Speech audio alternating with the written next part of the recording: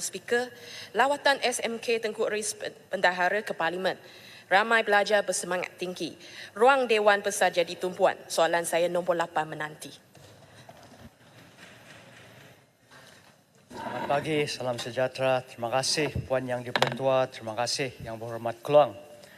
Kementerian Pertanian dan Keterjaminan Makanan komited dalam meneroka teknologi terkini pertanian dan reformasi guna tenaga sebagai usaha untuk mengurangkan kebergantungan terhadap pekerja asing dalam sektor pertanian.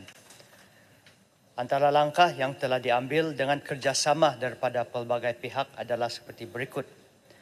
Yang pertama, penggunaan teknologi moden seperti sistem pertanian pintar, drone dan otomasi dalam kerja-kerja ladang bagi meningkatkan kecekapan dan mengurangkan keperluan tenaga kerja fizikal. Ini termasuk penggunaan sensor untuk memantau pelbagai parameter tanah, pengairan otomatik dan pemantauan hasil pertanian menggunakan data raya. Bagi tahun 2024, sebanyak 20 juta ringgit telah diperuntukkan di bawah program mekanisasi dan otomasi agromakanan bagi meningkatkan penggunaan teknologi mekanisasi dan otomasasi. Sebagai contoh, Lembaga Pertubuhan Peladang ada menawarkan geran padanan dengan nisbah 70-30 bagi membantu petani memperolehi jentera kecil yang berharga di bawah RM20,000 seperti traktor kecil, jentuai dan juga jentanam. Yang kedua adalah usaha untuk membangunkan model insan mahir di dalam bidang pertanian melalui program TVET. TVET Pertanian.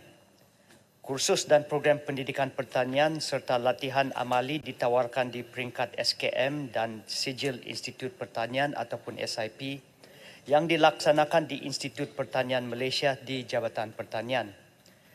Program-program ini berupaya untuk melahirkan pekerja mahir yang terlatih dan berkelayakan untuk mempertingkatkan daya saing industri tempatan di pasaran dunia serta berpengetahuan dalam teknik pertanian yang moden. Sebanyak 15 pusat latihan kemahiran pertanian kebangsaan bertauliah telah diwujudkan di seluruh negara dengan menawarkan sejumlah 10 bidang pengkhususan kepada pelajar dan turut menyediakan elawan bulanan, penginapan serta makan minum secara percuma sepanjang kursus.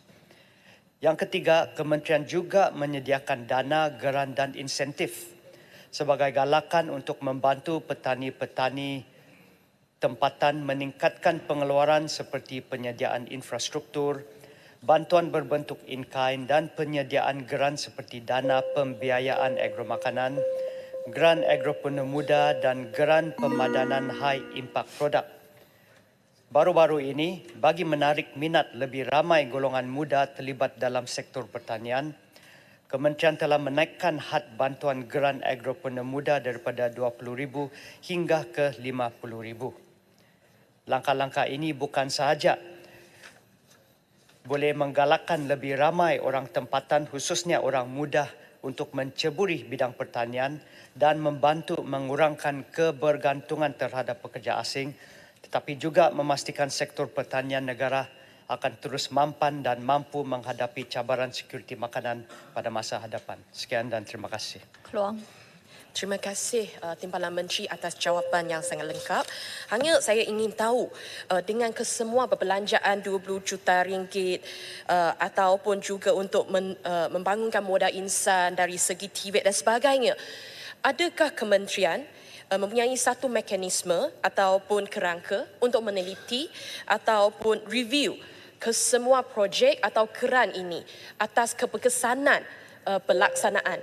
Kalau tidak, saya risau wang sudah dibelanja tapi akhirnya kita pun tak tahu kadar otomasi untuk bidang pertanian adalah berapa peratus. Itulah soalan tambahan saya. Terima kasih. Terima kasih Yang Berhormat Keluang. Kita ada beberapa kaedah untuk mengukur pencapaian kita setakat ini. Kalau saya boleh ambil sebagai satu contoh di dalam bidang TVET pertanian sebagai contoh, Setakat ini, KPKM telah melahirkan seramai 20,601 graduan dalam bidang TVET pertanian. Dan pada tahun 2023, 982 graduan telah berjaya menamatkan pengajian dengan kadar kebolehpasaran sebanyak 78.1% yang telah menunjukkan peningkatan sebanyak 5.8% berbanding 72.3% pada tahun sebelumnya.